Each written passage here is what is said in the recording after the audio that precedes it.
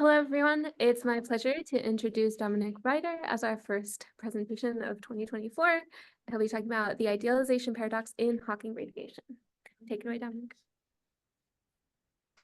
Thank you very much. It's a real honor to be speaking at the Harvard Black Hole Initiative. I'm really happy to be here. And I hope to not make too many enemies today. The claims I make are not, I think, as provocative or challenging as the word paradox might suggest. I just see it as there's some open questions which deserve good answers. I don't think we quite have those answers yet, but we'll see as the talk evolves. So I'll be talking about Hawking radiation today, and specifically derivations of Hawking radiation. So let me make sure this changes.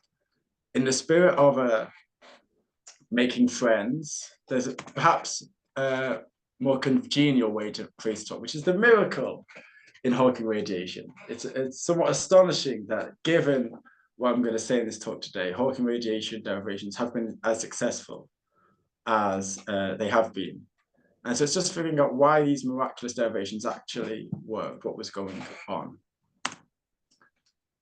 So what is Hawking radiation? Why do we think it exists? Well, as I'm sure everyone here knows, it's putatively a thermal spectrum of particles given off by black holes measured at future null infinity. We first really started believing it because of Hawking's 1975 derivation, specified by Wald.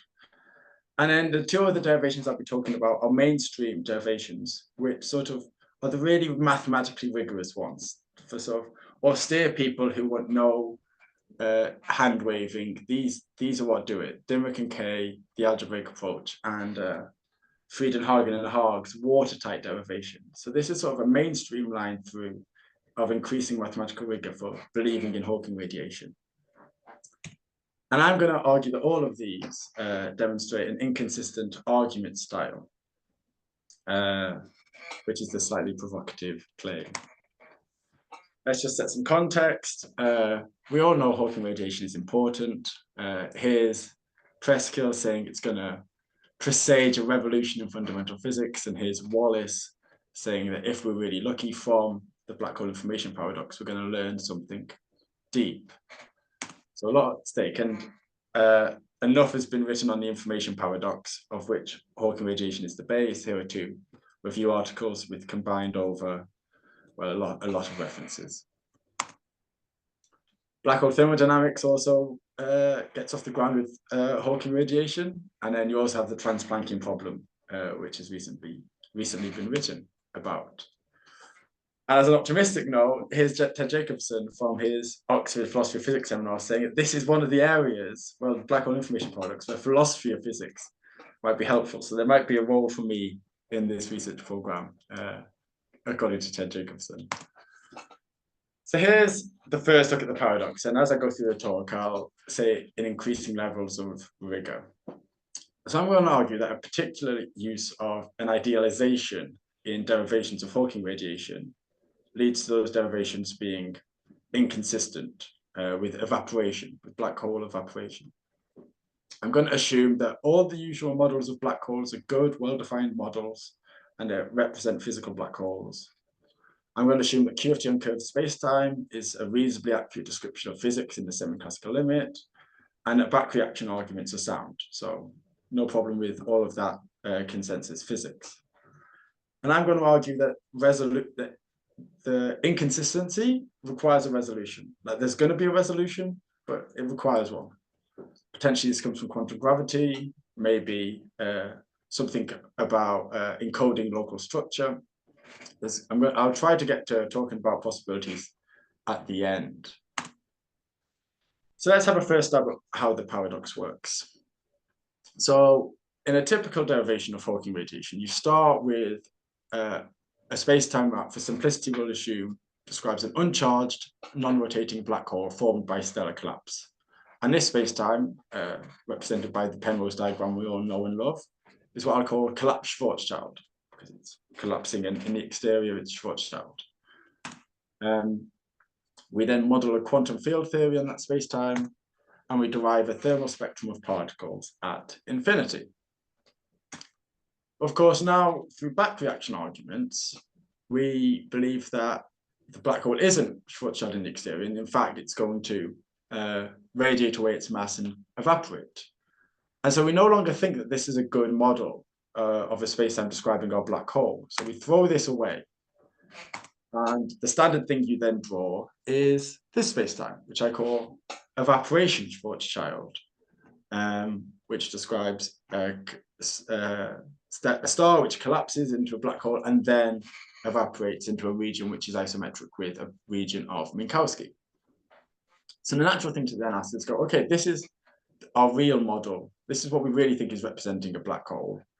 Can we carry out the derivations in this new, more physically correct spacetime?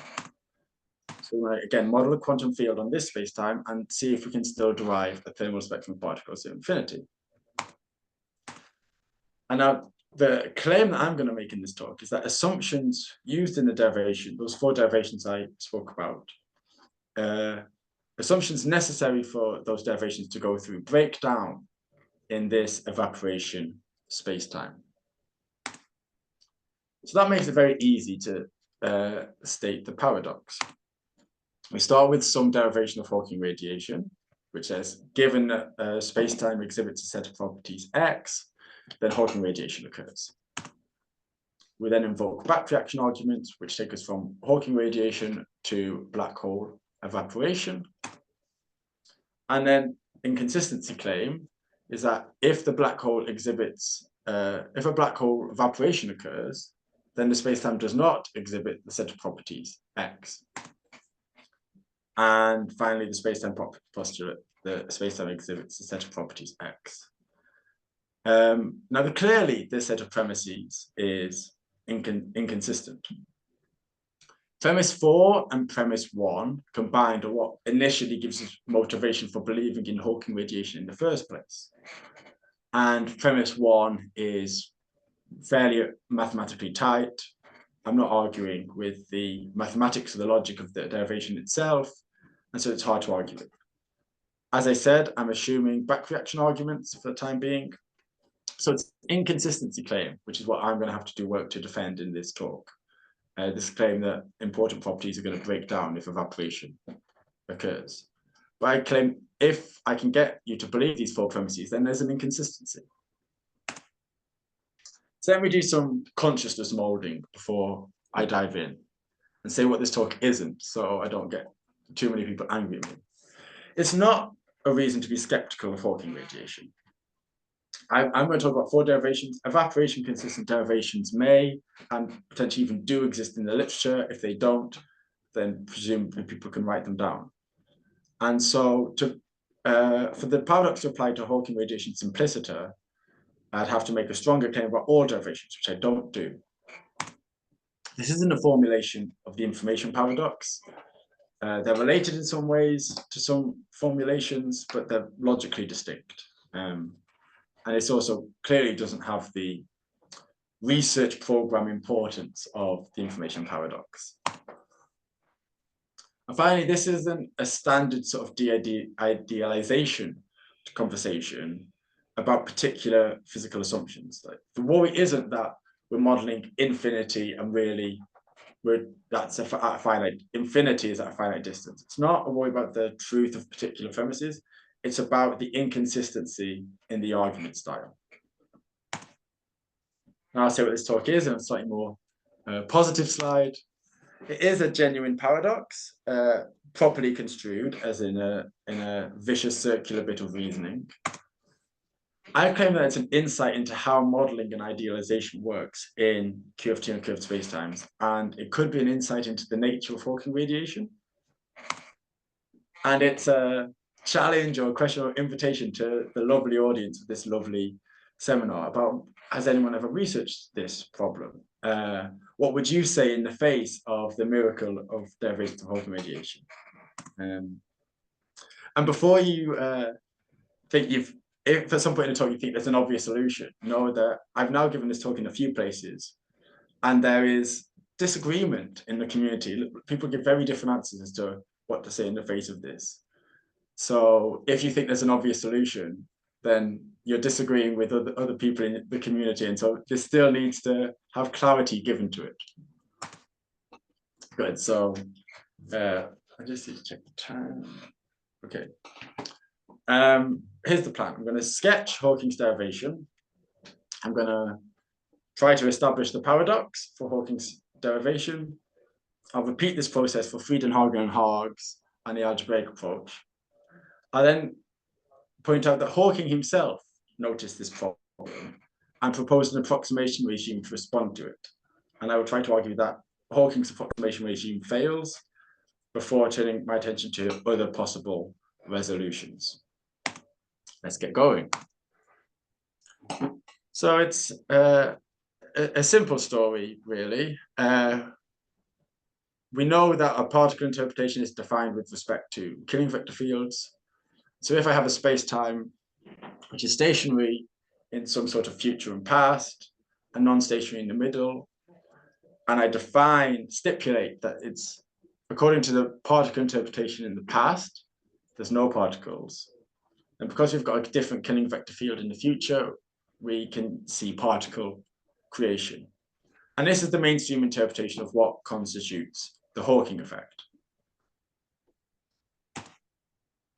So in Hawking's derivation, square plus is our future time where we've got a killing vector field, and square minus is our past time. And the collapsing matter region is our non-stationary region.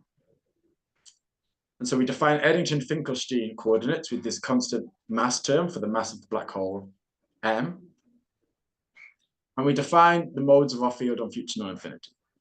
We propagate them back through the collapsing matter onto the past, and we determine the Bernoulli-above coefficients in order to determine the particle number at future non-infinity, assuming that it's vacuum at past non-infinity.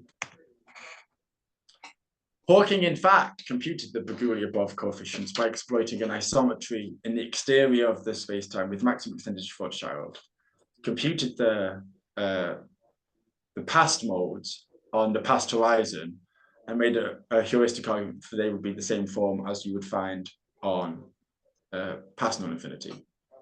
He did this by constructing a null normal vector which connects the future horizon to a surface of constant phase, and then he parallel transports this back along the future horizon onto the past horizon. Skipping all of the details, you discover that there's a thermal spectrum of particles at future non-infinity at the Hawking temperature, kappa over 2 pi. Wonderful, we've got Hawking radiation. Now, obviously, the standard line is without a full story about quantum gravity, we can't do black hole evaporation properly, but there's lots of ways of doing it in the semi-classical regime with these expected stress energy tensor. And the consensus sort of follows along the line of this Fredenhagen and Haag quote, that on pain of a drastic violation of energy conservation, you're going to get black hole evaporation. Now, as it evaporates, the consensus still looks just a lot like Hawking's original heuristic, which is that there's not much else the black hole can do after evaporating to the Planck scale than evaporate away completely. Obviously, it's contentious what actually happens at the evaporation event, but this heuristic is reasonable for now. So let's just recap that brief overview of the sketch. We start with one space-time, we derive Hawking radiation, and we get to this other space-time, and we throw this first one away. Right. Our task now, naturally, as a sort of just a consistency check, is to determine whether Hawking's derivation can be carried out in the evaporation Schwarzschild spacetime, the spacetime we really think is representing our black hole.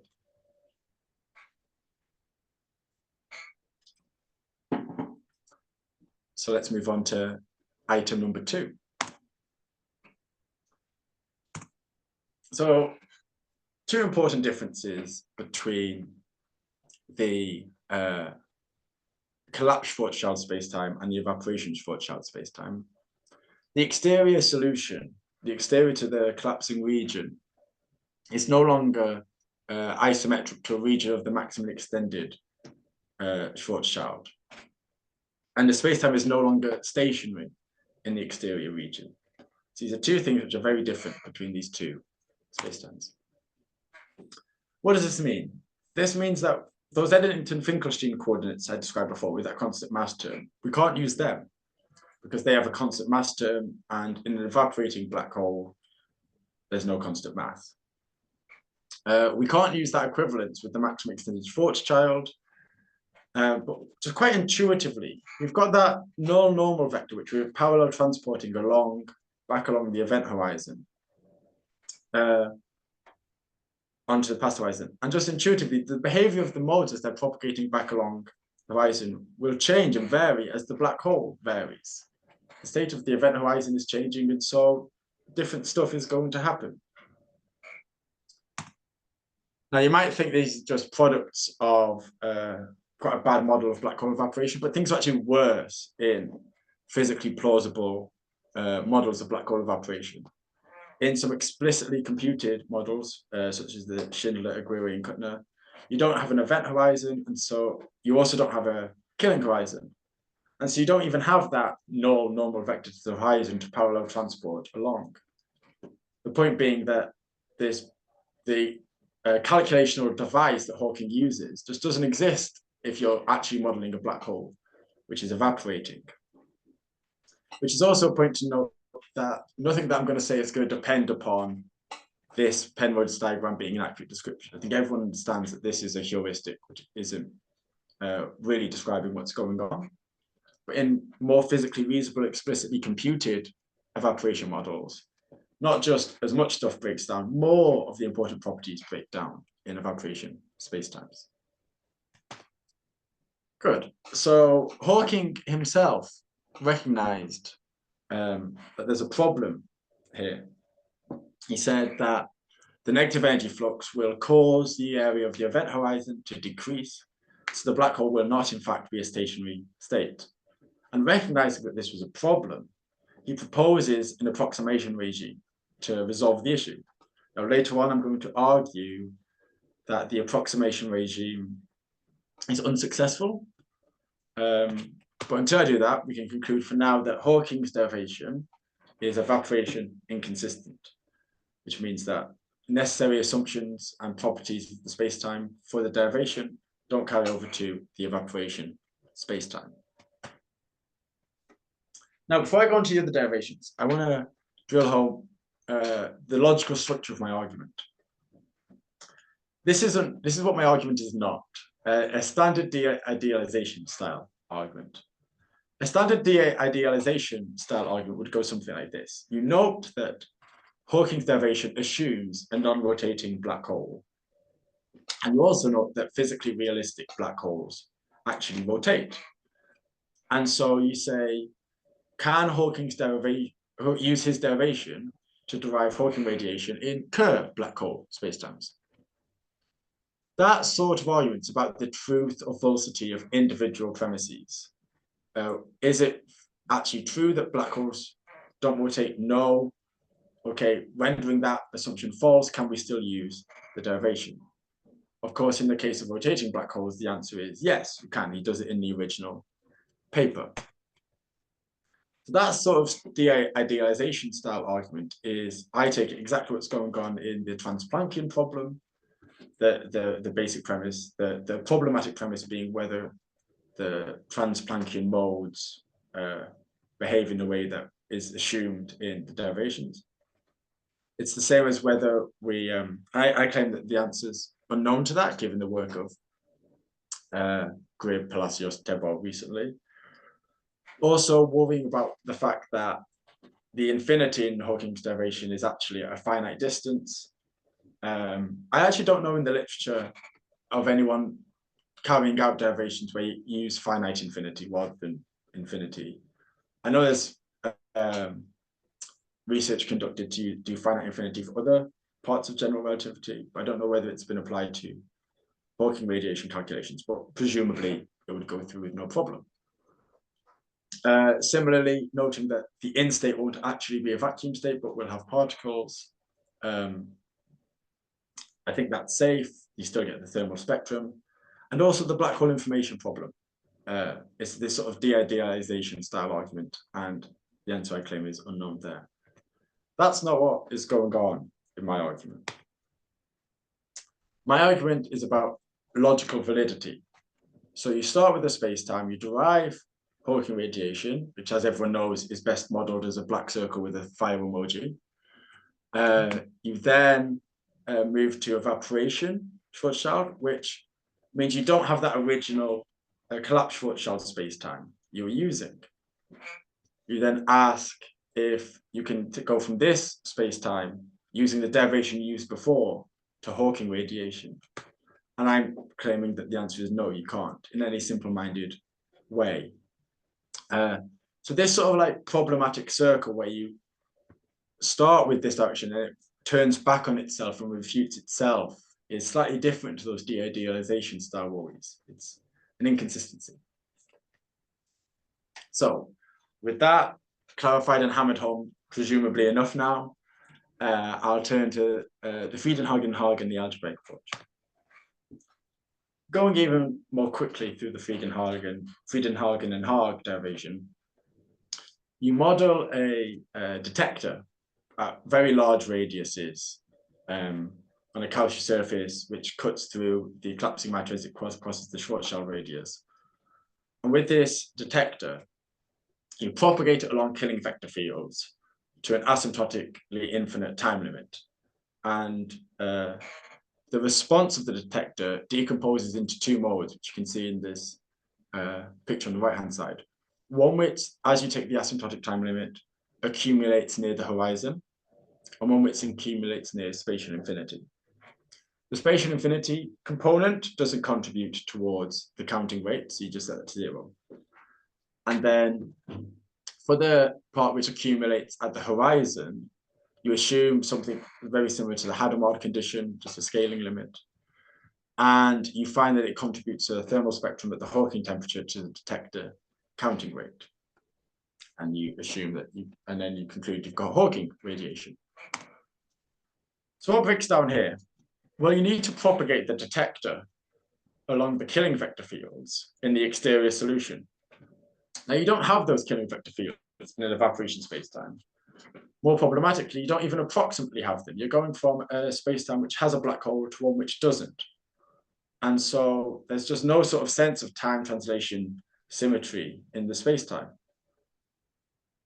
There's also no asymptotic time limit, because you've got a naked singularity in this model at the evaporation event. You can't take, you've got a Cauchy horizon. You sort of think you can only propagate the detector within the Cauchy horizon, and that's going to be at a finite time. So you're not going to have an asymptotic time limit. And then I've also got a note about Wald's discussion, but that's not as essential to the derivation. And so with those things breaking down, especially the lack of killing vector fields, it's the way that the derivation works can't be carried over to evaporation spacetimes. Turning to the algebraic derivation, we begin with an algebra of observables, and then in very short terms, a state is a function from this algebra to the real line, and we demand that the state is vacuum and physical, i.e. Hadamard. And then doing much more maths than I would ever talk about here, you find that the natural Hadamard vacuum state on collapsed Schwarzschild is the Unruh vacuum. And you assess the Unruh vacuum and you find that it's thermal at the Hawking temperature in the out modes. And you take this to be a proof of Hawking radiation for collapsed Schwarzschild. Now, stating why this doesn't work is fairly easy. I've just made a claim about the unique naturalness of the Unruh vacuum on a particular spacetime. And now we have a different spacetime. And so the claim about the unique naturalness of the Unruh vacuum just simply doesn't go through on a different spacetime. And so clearly, it hasn't been proven for, you can't just carry the derivation through for evaporation Schwarzschild. And so I claim that both Fredenhagen and Haag's and the algebraic derivations are evaporation inconsistent. The lesson I take it to be here is that the derivations are using global space-time structure. I mean, the quantum field theory and curved space-time typically treats space-times globally and quantum fields globally. And then we change the global structure. So naturally, things are going to change for the derivations and render them evaporation inconsistent. Good. So that's the portion of the talk which I take to be defending inconsistency claim. That at least for the I mentioned 4 derivations. Walls is just a specification of Hawking's. So I claim that rises and falls with Hawking's. So I claim that for those 4 derivations, I've established inconsistency claim, and we have the inconsistency. Now we turn to the optimistic part. What's going on here? What's the resolution?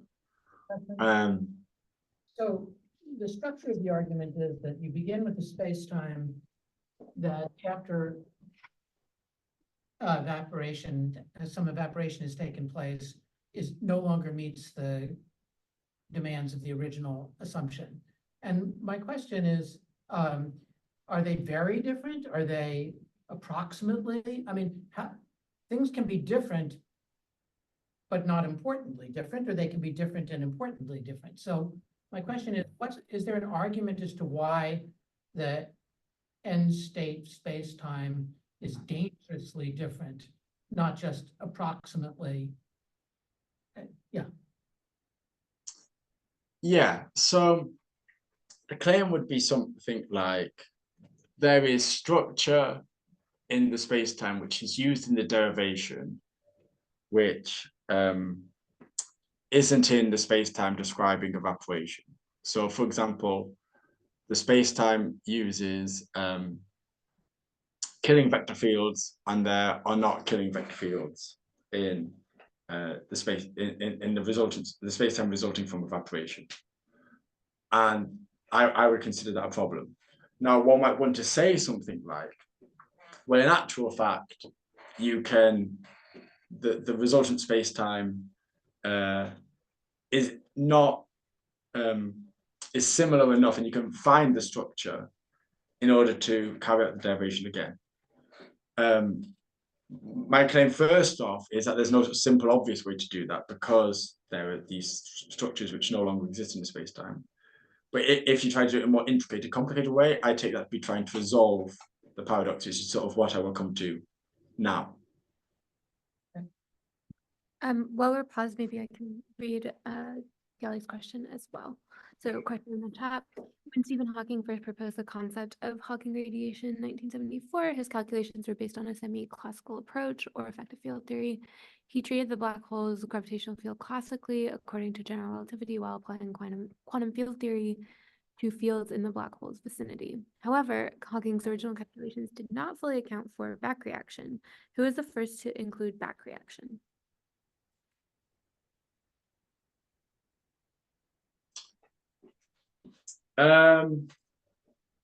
Well, to the best of my knowledge, no one has both tried to model. Well, that's unfair. You've got a derivation such as the tunneling derivation of Pryor and Wilczek, which doesn't do back reaction with any sort of rigor because of quantum gravity, but does model black holes as evaporating.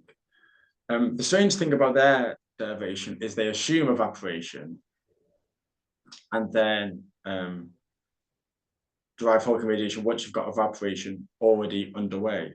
So it's not clear how the sort of causal story is working there. There's also derivations by people like Matt Visser, who try to model their spacetime in a sufficiently general context, describe their spacetime sufficiently generally to include both evaporation and non-evaporation spacetimes, and then derive Hawking radiation. So there's people who model evaporation and try to derive Hawking radiation.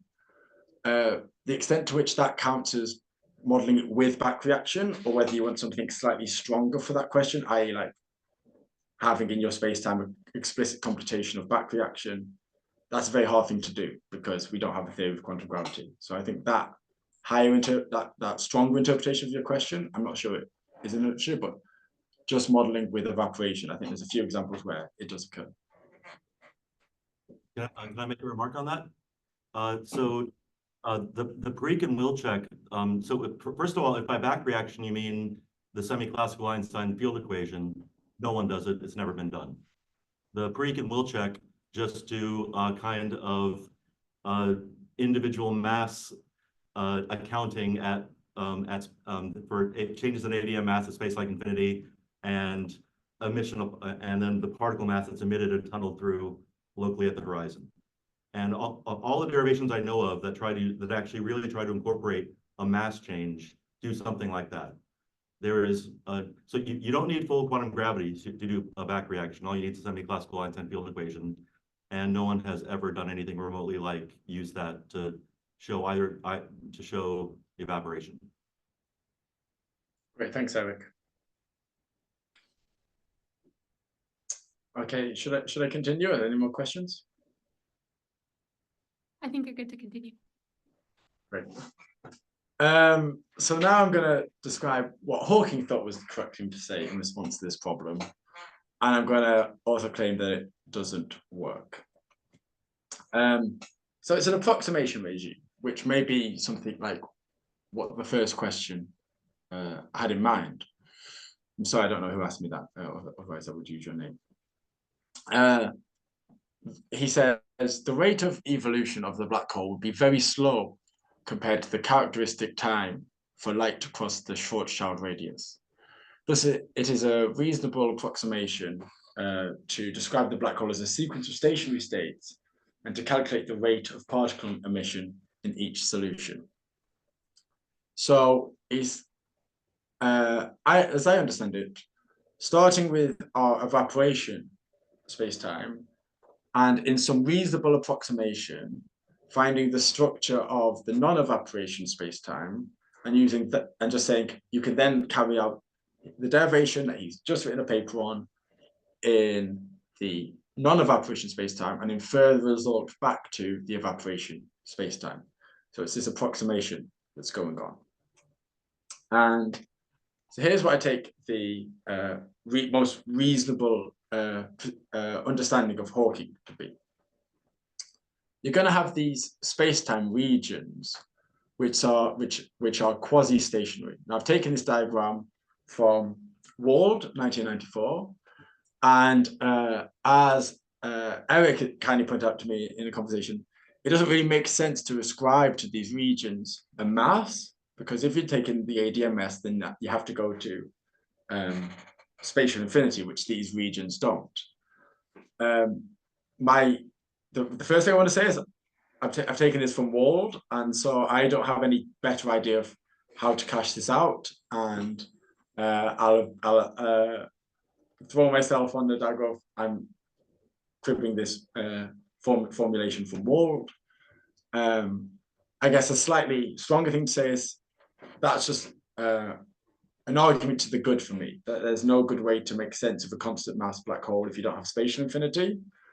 And that's going to cut across these putatively, these regions where the black hole looks like the same mass to all observers. And so that's my wash on that for now. But let me say how I think this works. So this region, which I call RE, is going to be quasi-stationary in the sense that at this point, a bit of Hawking radiation is going to be emitted and go out to future null infinity.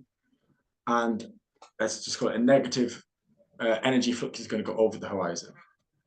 And then to all observers, before another instance of Hawking radiation is emitted, all observers in this region are going to think that the black hole has only radiated a certain amount of energy and so has a certain mass. And then at the next Hawking radiation emission, it's going to be a slightly less mass. So these are going to be our quasi-stationary constant mass regions. And that's going to be isometric to another region of the non-collapsed spacetime, this sort of similar tick. So these two tick-shaped regions are going to be isometric. And so go isometry. But there isn't enough structure in this tick region to carry out Hawking's derivation. It doesn't go through the collapsing matter, it doesn't include past null infinity. And so we need to get more structure. So we need to infer from this tick region to the entirety of the collapsed Schwarzschild spacetime region. And I'm sure it's obvious to everyone that this region isn't Cauchy, doesn't contain a Cauchy surface for the entire spacetime. In fact, its past domain of dependence doesn't go any further beyond the tick region itself. And so we want to use this spacetime to derive Hawking radiation, but we don't get any of this past structure. We can't infer to it from just the quasi-stationary region. And so we can't carry out Hawking's derivation because we just don't have the spacetime structure. So I claim that this interpretation of the approximation regime doesn't work. If you're wondering why we can't take a sort of Cauchy slice from spatial infinity to r equals 0, which would be Cauchy, well, that won't be approximately isometric to any region of the non-collapsed spacetime, because it will cut across Hawking radiation and different yeah, it won't be approximately isometric to any region of collapse Schwarzschild. So I claim that approximation region fails, but I think there's other possible resolutions. We'll look at the time. Another question. Dominic, unmute yourself and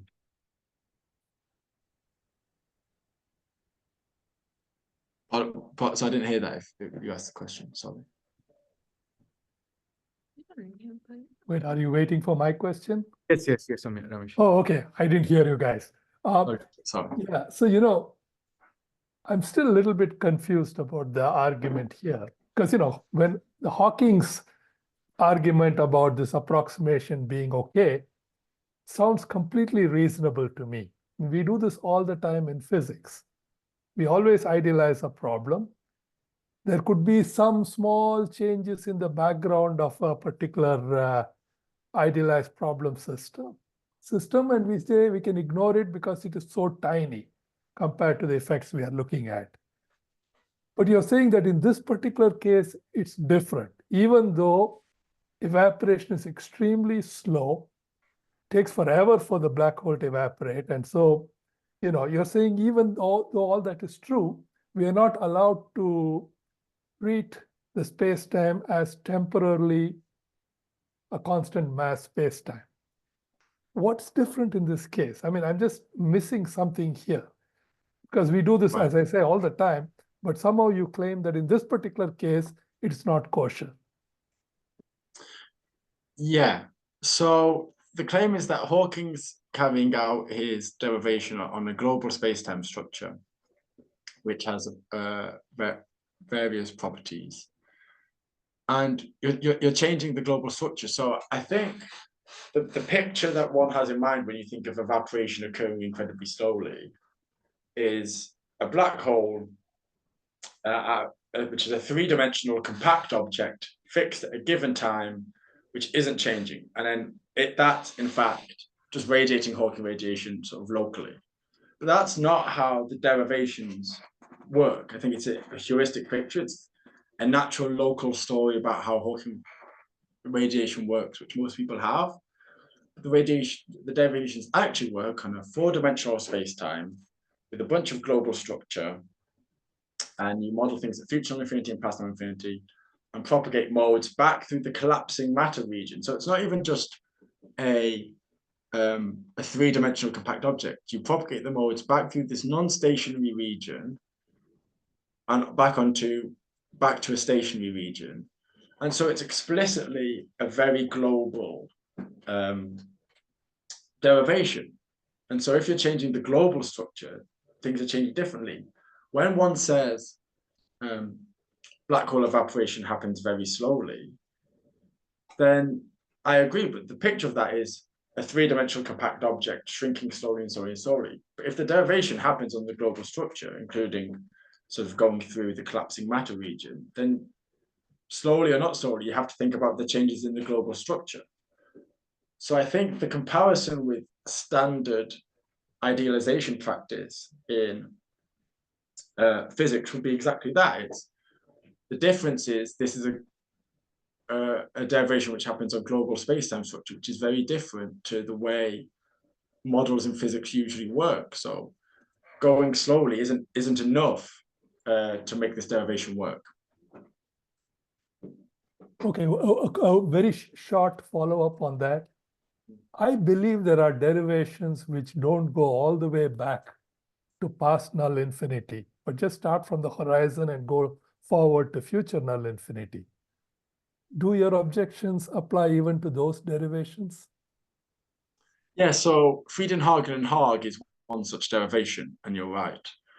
The first thing to say is that I think this is one of the things that the idealization paradox tells us. So one thing that we're learning as I sort of push on these questions is that these stories about stationary propagating through a non-stationary region back onto a stationary region, propagating through the collapsing matter, aren't a good picture of what Hawking radiation is. There's something somewhat mistaken about that, because it leads to these sorts of problems. And so I think getting rid of the chaff by pointing at these inconsistencies is one of the lessons. And so I just take that as the positive outcome of this talk, noticing that sort of thing. But turning to the Fredenhagen and Haag derivation, there's still problems with that because you don't have killing vector fields. And so it's not, and you don't have an asymptotic time limit. And so it's not clear what sort of derivation you're going to get out when you try to fix those sorts of things. You might want to say there's approximate killing vector fields in some region, and you don't have an asymptotic time limit, but you have enough time limit. But that's certainly not in the original paper. No one's written that paper. So it's to my mind, an article of faith that you'd get these same results or similar results out. I think it's probably likely, but it's work that needs to be done because the structure of the derivation changes so radically.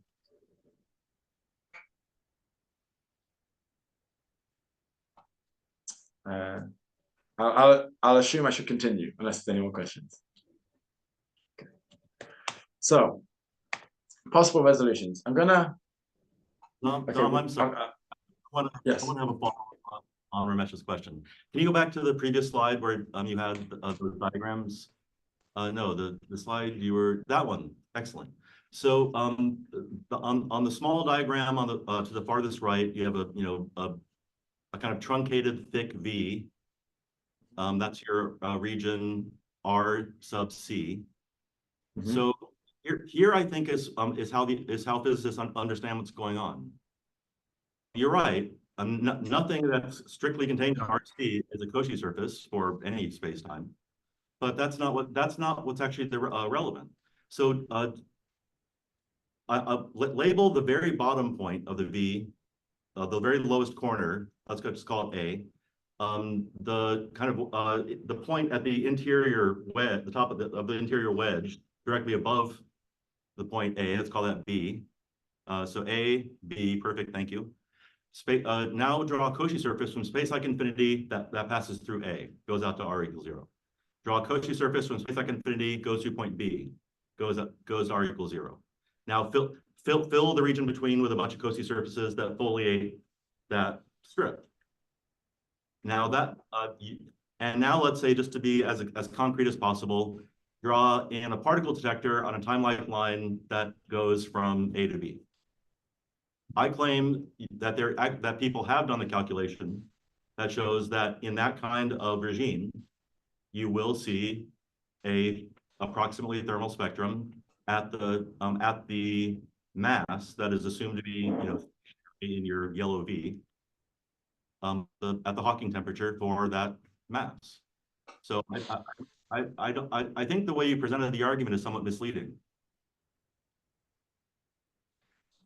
Yeah, so I mean, first I'd want to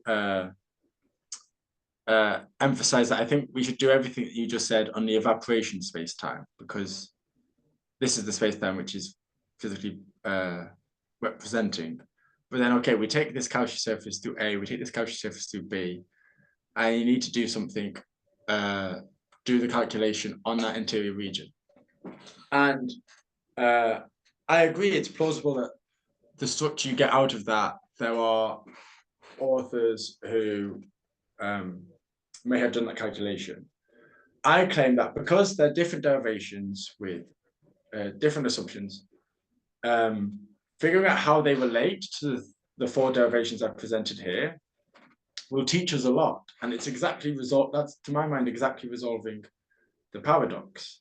It's, as I say, like, that's a plausible resolution, and I've got some slides on it in a few moments. But I think it teaches us a lot about how global structure encourages local structure, how the idealizations work, and what Hawking radiation is. But I don't think it's a refutation of the paradox, especially since I think it's not immediately obvious how those sorts of derivations, what I call essential structure derivations, relate to, I think in the paper, if we're talking about the Barcello et al. Papers, they try to relate it explicitly to the Hawking derivation, but it's not as obvious how it relates to Fredenhagen and Haag and the algebraic approach. All of these, figuring out all of these things will be very illuminating, to my mind. Thank you. So I'll want to get to some more questions. So I'll just make a few comments on resolutions. The first is the question of what if we find an evaporation consistent derivation? Then the simple thing to say is you haven't resolved the miracle, you haven't resolved the inconsistency, and so you should show how those evaporation consistent derivations relate to these four derivations. And if they don't, then there's still a mystery or a miracle to be explained. There may be another approximation regime other than the one I've considered here, which works. And then what I think is right is sort of what I take Eric to be talking about, which is that there's a different derivation which gets Hawking radiation out of some local structure, some local properties, or some minimal set of properties from which we could derive Hawking radiation. And both of these spacetimes encode those local properties.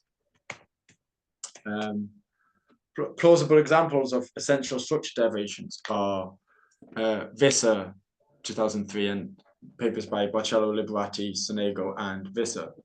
I think these are the best thing in the literature as directions for how to resolve this paradox. I have some worries about them, but they're initial worries because I think it requires a full analysis. But it's also clear that we're learning something from these derivations. So there's no event horizon need ever form in these derivations.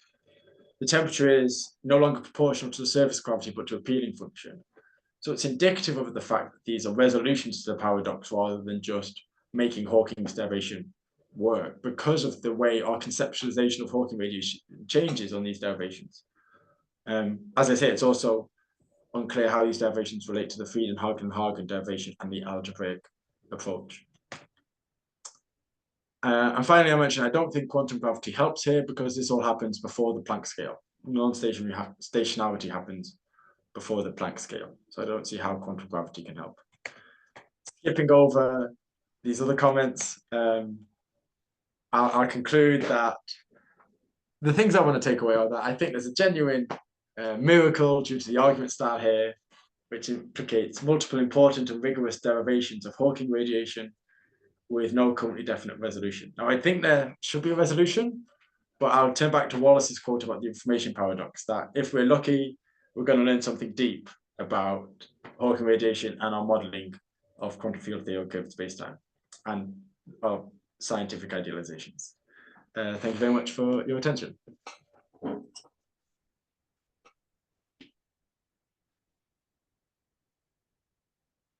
Chat comments there, Helen. They were Galley's questions. Okay, great. So we'll take. If there are people who haven't asked, they should be first. We'll take, if anybody has questions on Zoom, you can raise your hand and we'll call on you.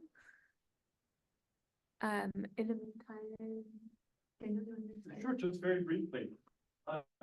So I apologize for not catching the names associated with this derivation, but you mentioned that there was a derivation that assumed an unexplained ongoing evaporation and then found that evaporation continued, I think. And at the same time, we have this derivation that assumes no evaporation and then arrives at evaporation. And you expressed some concern about the causality of the assumed evaporation in the first case. And I'm curious, if you just take these two together, can you sleep easy knowing like, well, you know, if you're not evaporating, you'll evaporate, and that kicks off, you know, this other argument. Can you stitch those together in some way that sort of assuages some of these concerns? Or are we, is that still too uneasy? Yeah, I mean, I think what having these two derivations serves to do is make us feel fairly secure in the fact that Hawking radiation occurs. I don't take this to be a paradox claiming that Hawking radiation doesn't occur. I don't claim, I have Hawking radiation skepticism on the last slide for logical completeness, but I don't take that to be the upshot. I claim that this to be an insight into what Hawking radiation is. So exactly figuring out how these two disparate, logically distinct, and really, frankly, ontologically different derivations support each other, talk to each other, what they teach us about Hawking radiation is going to be revealing as to like what is really at the heart of Hawking radiation. And so I think sort of first order, yeah, these derivations work together to make you confident in Hawking radiation existing, a sort of strange theoretical consilience argument. But in terms of learning stronger lessons than that quite weak claim, I think we can learn something, but that's work that needs to be done. Thank you. I don't see any hands up. Yeah, so Dom, I want to run a historical example by you to see whether, because I'm still trying to get exactly what the claim is of your argument about global structure and needing global structure that is no longer there. So I want to run an example by you to see if you think that this shows the same structure, the same argumentative structure. So consider the original derivations of the Lamb shift. They started with non-relativistic quantum mechanical model of the hydrogen atom. They then introduced relativistic corrections for the electron. They left the proton, and you know they left the nucleus being treated by non-relativistic quantum mechanics, and they got the Lamb shift. It was great. Strictly speaking, though, they started with Newtonian spacetime, and then they moved to Minkowski spacetime for the electron, but not for the proton. And then they got the result. So is that for you? Is that the same logic? I don't think so, because I think in that example, the conclusion of the initial step, the conclusion of the derivation, isn't the thing, isn't the discovery, isn't the factor which falsifies your assumptions. So I think that would just be a standard de-idealization style argument. You start with a set of assumptions, including Newtonian spacetime. You go, you get a derivation, you go, but that initial assumption was wrong. In fact, we're in Minkowski spacetime. Let us do everything there. And then it all still works out. I don't see the derivation of the Lamb shift as the thing which teaches you. In actual fact, we have to negate one of our assumptions, or many of our assumptions. But you do, because the nucleus is still being, the nucleus lives in Newtonian spacetime and the electron lives in Minkowski spacetime, so to speak. Yeah, I think that's a strange and interesting example of the mismatch of different theories. So similar to the Bohr atom, as I imagine it, just like different assumptions holding it in different parts of the theory space, which seem contradictory. But I don't think it's got the circular nature. I just think it might be inconsistent, but it's inconsistent in this way that the Bohr atom, the derivation of the Balmer series in the Bohr atom has an inconsistent, but it's just because you start assuming A and not A, rather than you start with A and you derive not A. Okay, thank you. I have another question. Thanks for the nice talk. So you had in your evaporating Schwarzschild spacetime, in the last bit where you have a patch that's isomorphic to like a subregion of Minkowski, there again you have a time-like killing vector, right? So is it not like, so I would imagine that in this original Hawking picture where you had this M minus and then M plus, the M plus now is this bit which is just Minkowski basically. So you still again get back this asymptotic time-like killing vector, or even just a fulfilling time-like killing vector. But I guess what you want is the bit in the middle where like you want Hawking radiation there as well. And is that where the issue is? Well, the M plus, the place where you'll find the Hawking radiation is going to be before. So you take the retarded time where the evaporation event occurs. The bit of scribe plus before that is going to be where you're going to find all the Hawking radiation. It's all going to come from here and hit there.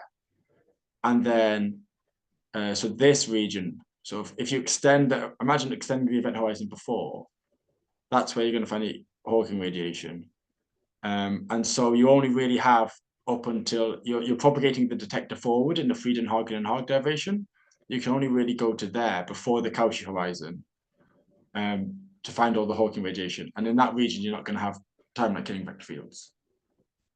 Yeah, I guess I was just, I'm not very convinced by this diagram. Maybe I would imagine that there's like, I imagine you have a collapsing spacetime and then you have some sort of Vaidya kind of spacetime. And maybe the causal structure doesn't look exactly like this. Maybe you'll have a null piece of the singularity, but that still, I guess, doesn't get rid of the argument you're making because it will still hit. Yeah, okay, that's fair. There's going to be a region of the spacetime defined by where you should expect to find Hawking radiation, and that's not going to, once you have evaporation and a bit of spacetime after, that's not going to give you a time, an asymptotic time limit. Thanks. Okay, any final questions? Great, well, join me in thanking Dominic. And thank you all on Zoom. Thank you very